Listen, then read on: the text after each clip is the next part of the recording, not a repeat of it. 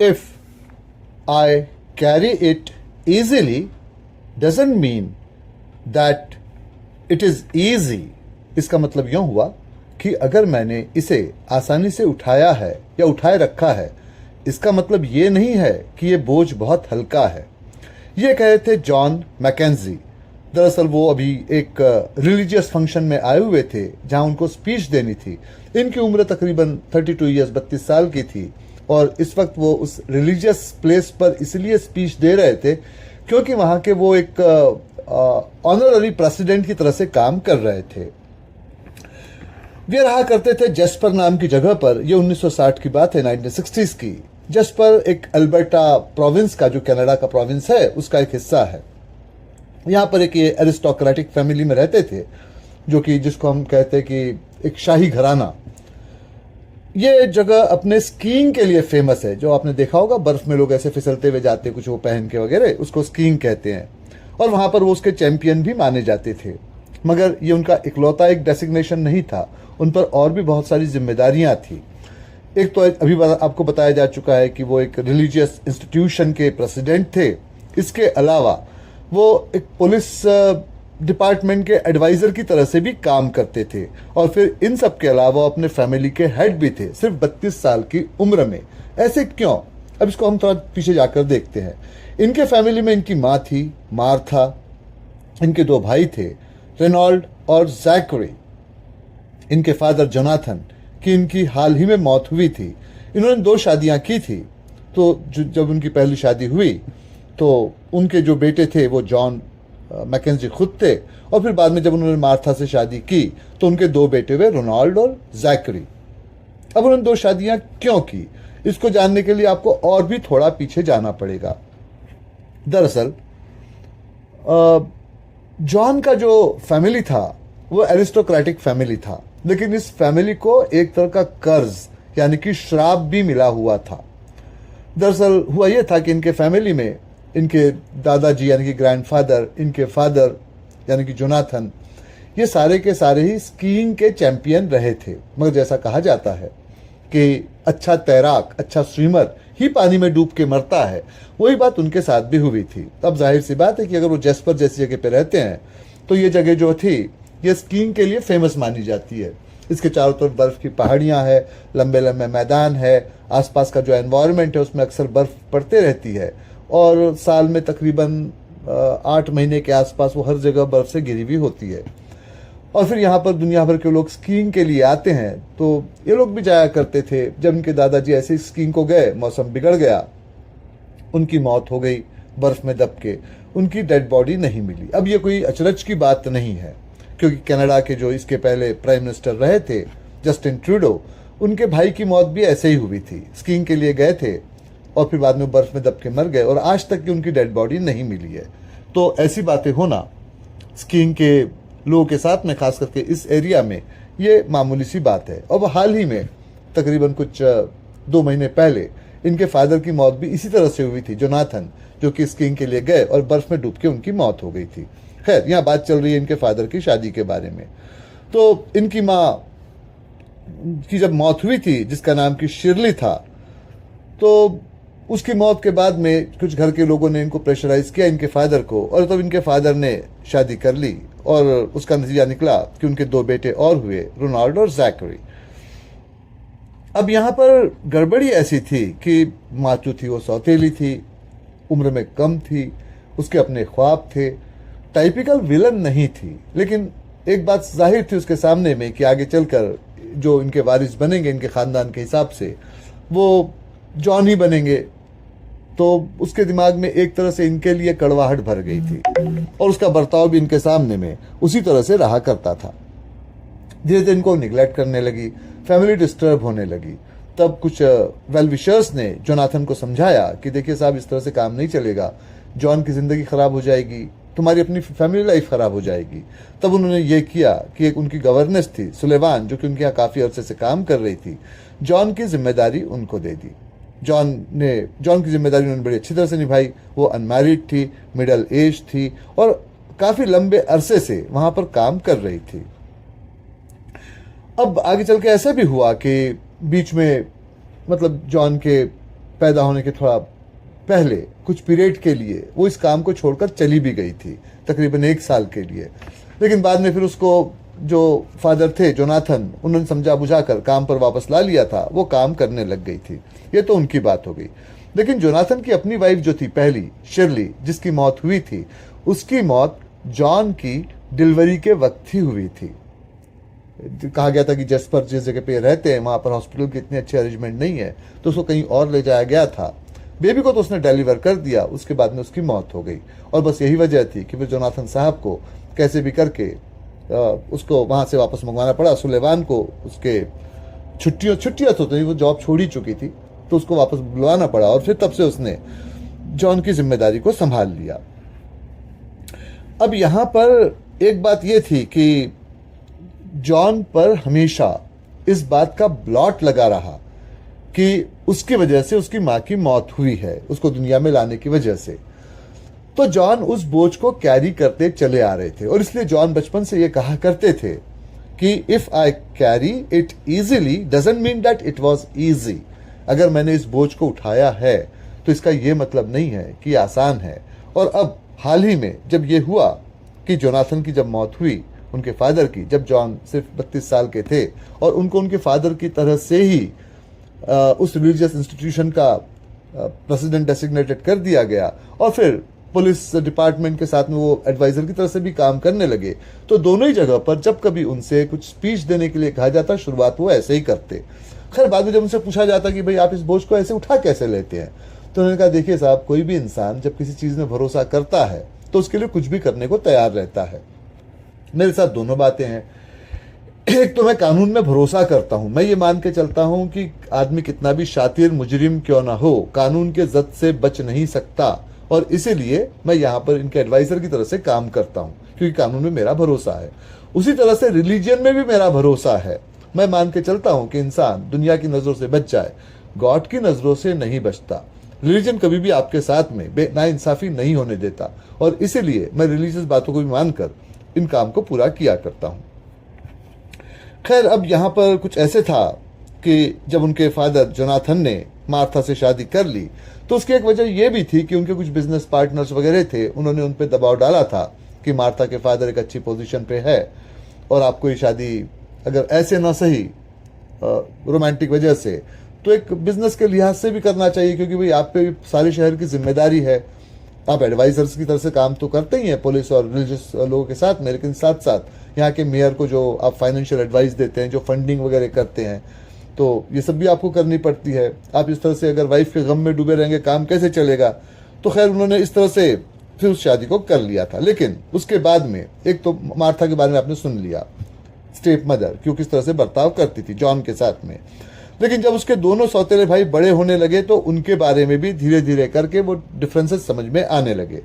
Ronald जो बड़े भाई थे, मतलब सौतेले भाइयों में बड़े भाई थे, कोल्ड माइंडेड थे, बहुत ठंडे दिमाग के, बड़ी अच्छी प्लानिंग कर सकते थे और कई बार ऐसे होता था कि उनके दिमाग में क्या चल रहा है ये मार्था यानी कि उनकी माँ और उनके दूसरे भाई यानी जैकरी को भी पता नहीं चलता। तो जॉन की बात तो अलग ही थी। ऐसे कहा जाता है कि उनके दिमाग में जो भी कुछ चलता उसका सिर्फ एक ही एम था कि कैसे जॉन को हटाकर उस प्रॉपर्टी को वो एक्वायर कर ले। और ये तब की बात है जब उनके फादर जोनाथन जिंदा थे, तब भी वो इसी बात को सोचा करते थे। दूसरी तरफ जैकरी हॉट हेडेड, गरम मिजाज थे, रिजल्ट को बहुत जल्दी चाहते थे, अपने भाई रोनाल्ड को बेवकूफ समझते थे। उनका यह सोचना था कि ठंडे दिमाग से आपको कुछ नहीं मिलता। वो कहते थे कि जैसे ईस्ट में ये कहा जाता है, अब ये जैसे कि बताया ना कि ये 1960 का पीरियड चल रहा था, तो उस समय तो ईस्ट में और खास करके इंडिया जैसे कंट्रीज में जो गांधी साहब ने जो कहा था कि आप पीसफुली कोई भी चीज़ को मांगिए या आप नॉन वायलेंस को फॉलो कीजिए, तो जैकरी का सोचना यह था कि भाई आप नॉन वायलेंस से कुछ नहीं ले सकते हो। अगर आप किसी से एक चॉकलेट भी मांगो छोटे बच्चे से नॉन वायलेंस, तो वो आपको नहीं देगा, आपको छीनना पड़ेगा। तो रिजल्ट को तुरंत चाहते थे, इस तरह के वो थे। अब जाहिर सी बात है कि वो भी उस प्रॉपर्टी के टाइटल को एक्वायर करना चाहते थे, लेकिन यहाँ बड़ी मुश्किलें थी। एक तो उनके फादर जोनाथन अभी जिंदा थे, ठीक है भाई उनकी मौत हो जाएगी, कभी ना कभी तो होगी ही, लेकिन तब क्या होगा? तब जॉन पावर में आ जाएगा। जॉन नहीं रहेगा तब उनका भाई रोनाल्ड पावर में आ जाएगा। इनका नंबर तो बहुत पीछे है, ये पावर में कैसे आएंगे? और शायद इसीलिए उनको इसकी जल्दबाजी रहा करती थी। अब जॉन इस तरह से अपनी लाइफ को बैलेंस करके चल रहे थे।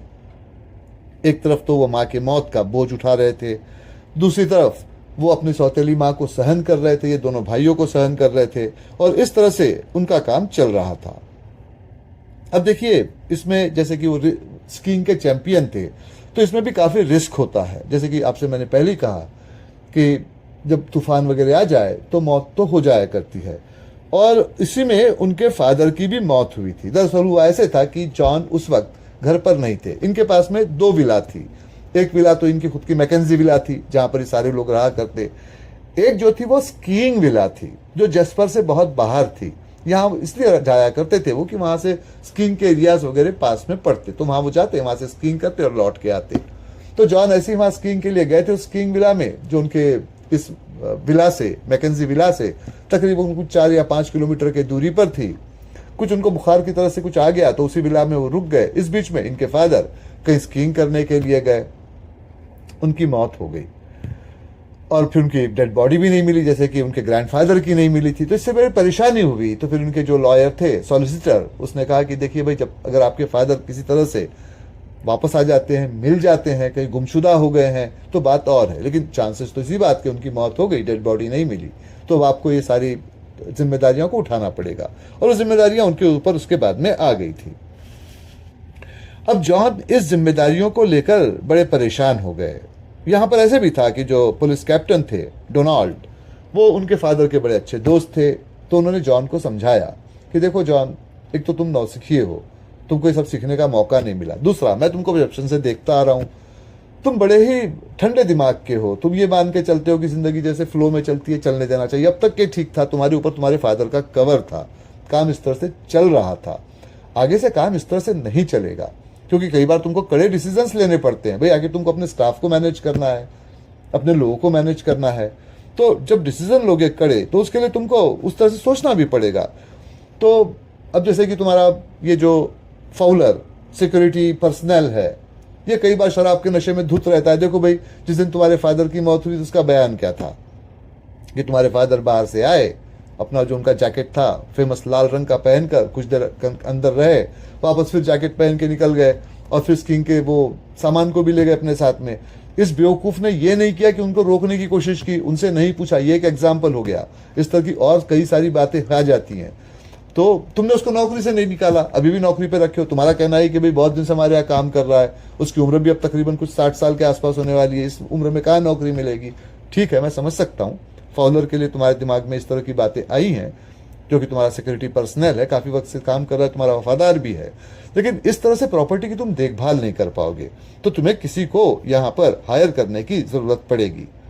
तो उस पर जॉन ने पूछा कि इस बारे में आप क्या सलाह देते हैं, किस तरह से हायर किया जाए। तो उन्होंने कहा कि देखो ऐसे करते हैं, मैं यहाँ कुछ लोगों को जानता हूँ जो या यूनिवर्सिटीज़ या बाकी जगह पर पढ़ते पढ़ाते रहे हैं। हम लोग एक इंटरव्यू अरेंज करते हैं, मैं तुम्हारे साथ बैठूंगा, सवाल तुम ही पूछना, जहाँ ऐसे लगे कि सवाल मुझे पूछने की ज़रूरत है वहाँ मैं पूछ लूँगा, और ऐसे करते करते मैं कैंडिडेट फाइनल कर लेंगे। मेरा कहना तो ये है कि कोई फीमेल कैंडिडेट हो जो सेक्रेटरी के तुम्हारे साथ काम करे। अब ये सब करने के पीछे डोनाल्ड की एक अपना भी एक अक्ल उनकी चल रही थी। वो ये जानते थे कि जॉन ये बहुत ज़्यादा सबमिसिव, यानी कि दूसरे की बातों को मानने वाला है। अब तक के फादर का कवर था, फादर का कवर हट गया। अब सौतेली माँ जो अचानक इनके ऊपर प्यार दिखाने की कोशिश कर रही है, वो अपने मतलब की कोई लड़की से इनकी शादी करवा देगी। ये आदमी मना नहीं कर पाएगा, इसकी ज़िंदगी बर्बाद हो जाएगी। दूसरी पॉसिबिलिटी ये है कि फादर के गम में, या जो इस तरह से इसके दिमाग में बैठा हुआ है कि मैं बोझ को उठाए चला जा रहा हूँ, ये शादी ही नहीं करेगा, तो इस तरह से कुंवारा ही मर जाएगा, इससे भी काम नहीं चलेगा। और तीसरी मुश्किल ये थी कि डोनाल्ड की रिटायरमेंट को वक्त अभी काफ़ी करीब आ रहा था। वो जानते थे कि रिटायरमेंट के बाद में वो जैस्पर जैसी जगह पे रह नहीं पाएंगे। सीधी सी बात है, छोटी सी जगह थी, पुलिस कैप्टन की तरह से यहाँ काम किया था, लोगों पे सख्ती करनी पड़ी थी।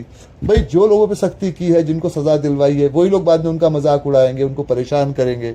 इस जगह को छोड़ देना कहीं बेहतर रहेगा। और जब वो इस जगह को छोड़ देंगे, जॉन यहाँ अकेला पड़ जाएगा। अभी तो चलो ठीक है, वो पुलिस का एडवाइजर है, उनके पास आता है, वो उसको समझाते हैं, लेकिन जब ये रिश्ता भी नहीं रहेगा और नया कैप्टन कौन आएगा, कैसे आएगा, किस तरह से बर्ताव करेगा, कौन जानता है। तो एक अच्छी सी लड़की इसको दिलवा दी जाए जो कम से कम जिम्मेदारियों को तो उठा ले। तो इसीलिए वो जॉन को सारी बातें समझा रहे थे। तो खैर उन्होंने एक इंटरव्यू अटेंड किया, कई तरह के लोग आए। जॉन उस तरह से इनडिसिसिव बने रहे कि भाई ये भी ठीक है, वो भी ठीक है, वो भी ठीक है, और हर बार डोनाल्ड समझाते रहे कि भाई इस कैंडिडेट को इसलिए नहीं लिया जा सकता कि इसकी बड़ी एम्बिशंस है, कुछ दिन तुम्हारे साथ ये काम करेगी फिर चले जाएगी। दूसरे को इसलिए नहीं लिया जा सकता कि ये बड़े पैसों के बारे में लालची है, इसका बैकग्राउंड चेक करवाया है तो ये फाइनेंशियल ट्रबल में है, तुम्हारे यहाँ हेरा फेरी करेगी। ऐसे करते करते आखिर में बात आई क्रिस्टीना पर, जो कि अभी रिसेंटली वहां से निकल कर आई थी।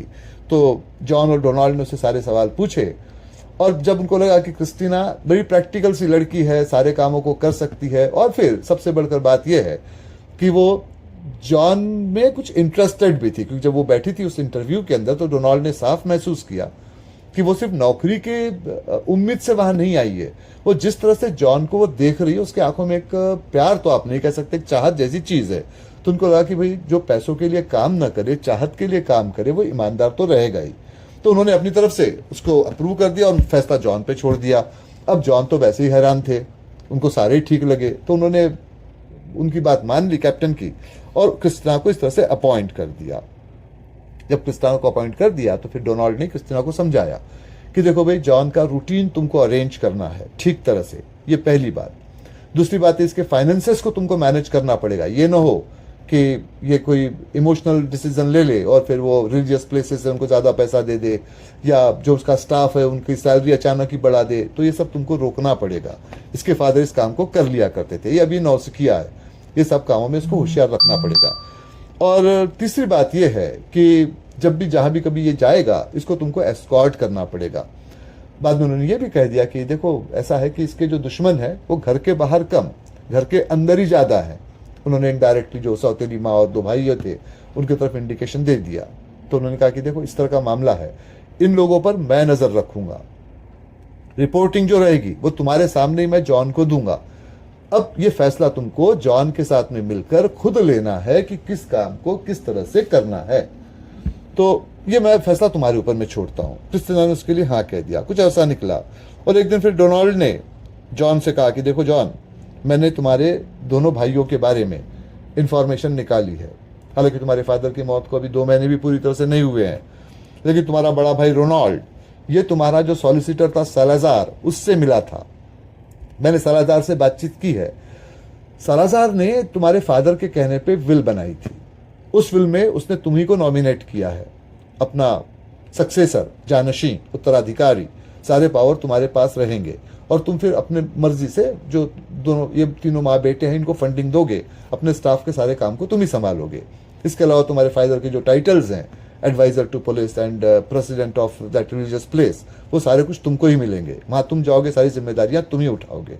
इसमें कहीं पर भी ये नहीं लिखा है कि तुम्हारी शादी कब होगी, किससे होगी, कैसे होगी। लेकिन इस रोनाल्ड ने उस सालाजार से मिलकर उस विल के बारे में सारी बातें जानने की कोशिश की। सालाजार ने इनडायरेक्टली ये भी कहा है कि वो शायद उसको कुछ पैसे भी ऑफर करने तैयार था कि अगर वो विल को चेंज कर दे तो किसी को पता भी नहीं चलेगा, क्योंकि विल अब तक पड़ी तो गई है नहीं। लेकिन मैंने उसको कॉन्फिडेंस में लेके सारी बातों को पता कर लिया, तो सारी बातें विल में है। तुमको अपने भाई से, रोनाल्ड से होशियार रहने की जरूरत है। लेकिन वैसे कि जॉन का नेचर था, उसने कहा देखिए साहब ऐसा है, मेरा भाई है, क्यूरियोसिटी होना नेचुरल है और एम्बिशन भी होना नेचुरल है। भाई लायक आदमी है, काबिल आदमी है।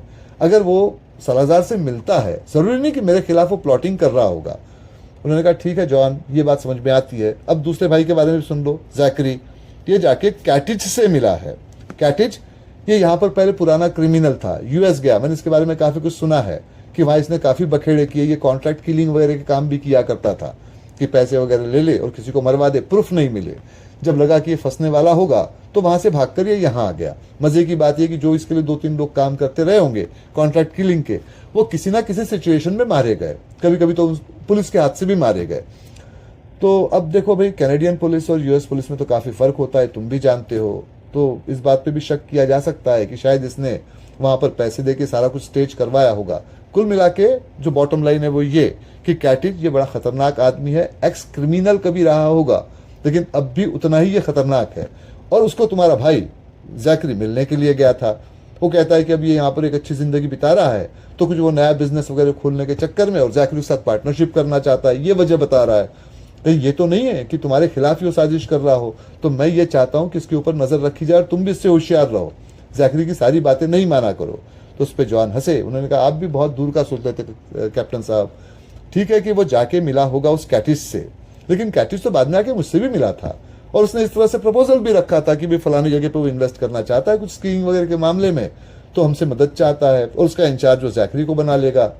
तो उन्होंने कहा देखो जॉन, तुम्हारी ये मुसीबत कोई किसी तुमको मरवाएगी, तुम इस तरह से बातें करते रहते हो, ये बड़ी परेशानी वाली बात है, ये सब नहीं होना चाहिए।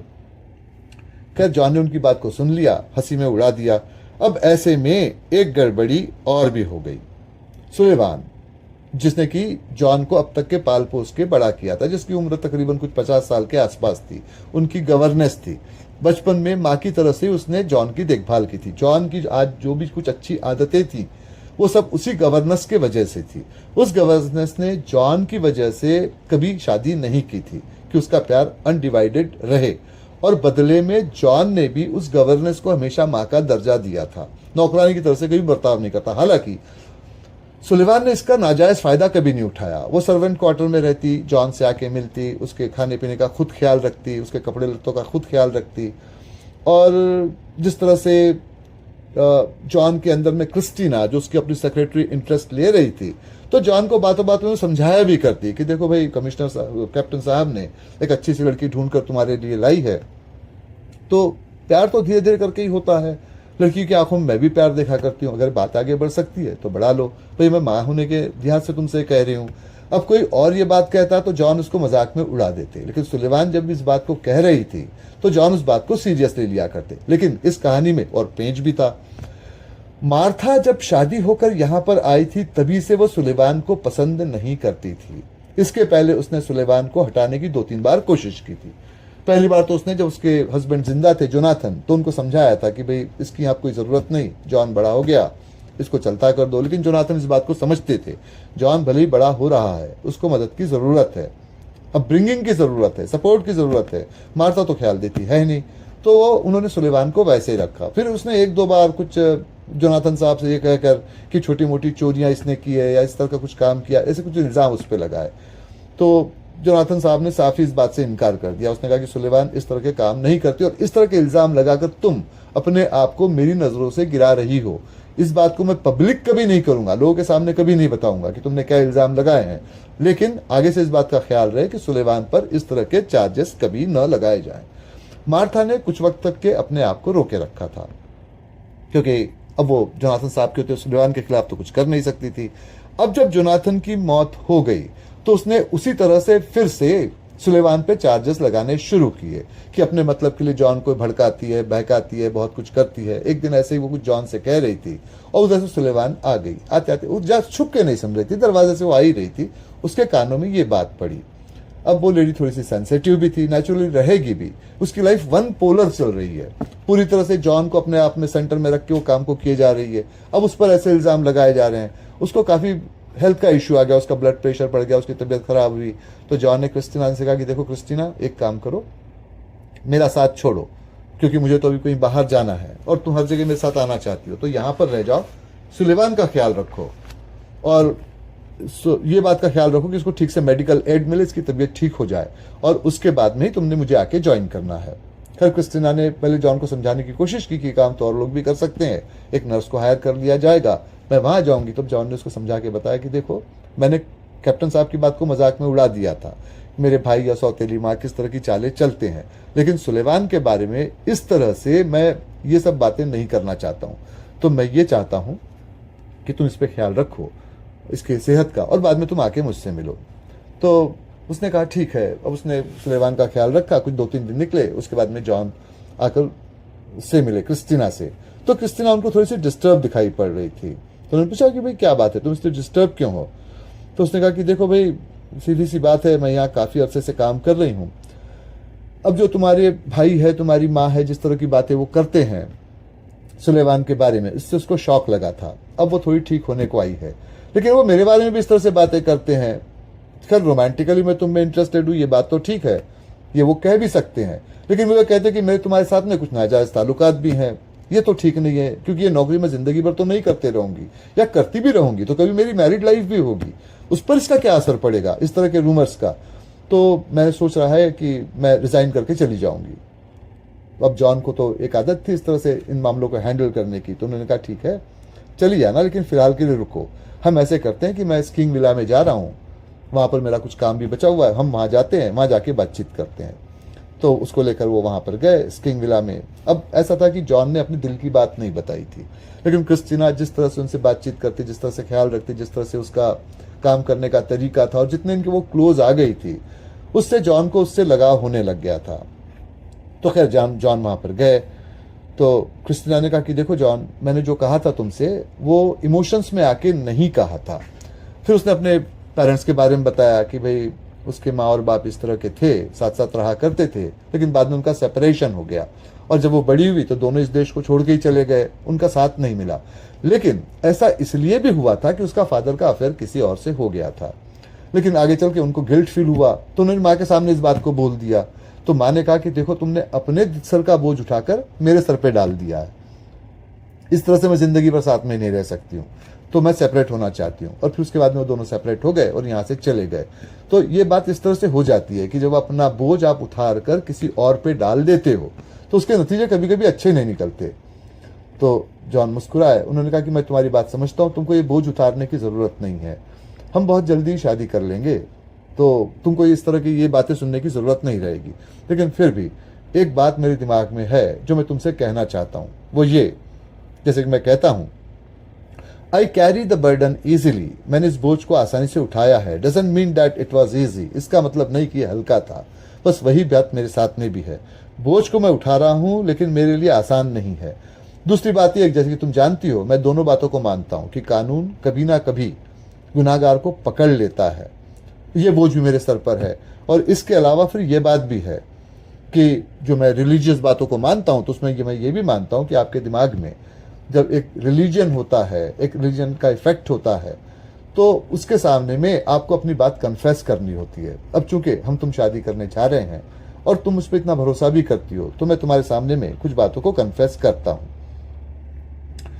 अब उसने बताना शुरू किया कि देखो भाई, सीधी सी बात है कि सुलेमान जो कि मेरी गवर्नेस है, जब वो 1 महीने के लिए बाहर, 1 साल के लिए यहाँ से बाहर गई हुई थी, तो वो प्रेग्नेंट थी। उसके रिलेशंस मेरे फादर जोनाथन के साथ ही थे। मेरी माँ की मौत मुझे डिलीवरी देते वक्त नहीं हुई, वो तो प्रेग्नेंट भी नहीं थी, उसकी मौत किसी और वजह से हुई, कोई और बीमारी से हुई।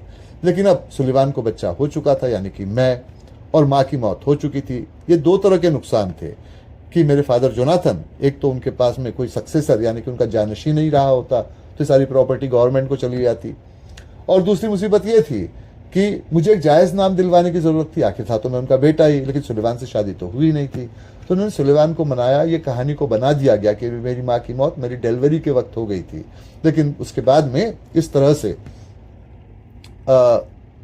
मुझे वहाँ से वो ले आए और फिर सुलेमान को मेरी गवर्नेंस बना के रखा, जबकि वो मेरी माँ थी। इस चीज़ को वो बेयर कर रही थी। अब तक कि मुझे इस बात का पता नहीं था, लेकिन बाद में मुझे मेरे फादर ने इस बात को बताया। तो जब उन्होंने बताया तो मेरे ऊपर काफ़ी बोझ बढ़ गया। मैं वैसे भी सेंसिटिव हूँ, मुझे लगा कि इस दुनिया में मेरा वजूद ही नहीं होना चाहिए था, मुझे यहाँ आना ही नहीं चाहिए था, रिलीजियस वजह से या कोई और वजह से, क्योंकि मैं तो इलिजिटिमेट चाइल्ड हूँ। मैं समझ नहीं पाया कि बच्चे इलिजिटिमेट यानी कि लावारिस नहीं होते हैं, जो फादर होते हैं वो नाजायज़ होते हैं। तो मैं इस बात को समझ नहीं पाया कि उनकी गलत हरकतों से मैं इस दुनिया में आया था। तो मैं अपने साथ में कुछ जहर लेकर आया था अपने आप को मारने के लिए इसी विला में। तब मेरे फादर यहाँ पर आए, उन्होंने मुझसे कहा कि देखो भाई, अभी मैंने इसके पहले जो विल बनाई थी उसमें तुमको अपना सक्सेसर डिक्लेयर किया था, लेकिन अब मेरा जो ज़मीर है, जो मेरा दिमाग है, वो मुझ पर बोझ डाल रहा है कि भाई इसमें तुम्हारे सौतेले भाइयों की गलती नहीं, ना तुम्हारे माँ की गलती है। तो मैं सोचता हूँ कि इस बात को मैं पब्लिकली मान लूँ कि मैं तुम्हारा फादर ज़रूर हूँ, लेकिन सुलेमान तुम्हारी माँ है। इससे ये होगा कि जो भी अब तक के जो डिस्प्यूट है वो सेटल हो जाएंगे, उनको उनका शेयर मिल जाएगा। अब ऐसा था कि मैं नाजायज़ ज़रूर था, दुनिया को इस बात का पता नहीं था और इसीलिए मैं मरना चाहता था। लेकिन मेरे फादर इस बात को कह के मुझे दुनिया के सामने में बेइज्जत करने के चक्कर में थे। तो जो जहर मैंने अपने आप को मारने के लिए लाया था वो उन्हीं को मैंने पिला दिया। उनकी मौत हो गई। ये मैंने जोश जोश में आके कर लिया, लेकिन जब उनकी मौत हो गई तब मैं घबराया। तो इसी विला के पीछे में जहाँ बर्फ वगैरह पड़ी होती है वहाँ उनकी बॉडी को मैंने दफना दिया। फिर मैं उनकी कोट पहन के वापस गया। फाउलर समझा कि मेरे फादर ही वापस आए हैं। स्कीइंग उठाकर का सामान उठाकर मैं वापस आया। वो समझा कि फादर ही वापस जा रहे हैं, और इस तरह से बात फैल गई कि मेरे फादर की मौत हुई। ऐसा नहीं था, उनकी बॉडी यहाँ पर दफनाई हुई है। इस बोझ को मैं अब तक के उठाए हुए था, लेकिन अब मैं तुम्हारे सामने इस बात को मान रहा हूँ। क्रिस्टीना थोड़ी देर चुप रही, फिर उसने कहा कि मैं तुम्हें कुछ बातें बता दूं। पहली बात यह है कि तुम्हारे फादर की मौत स्कीइंग से हो ही नहीं सकती थी।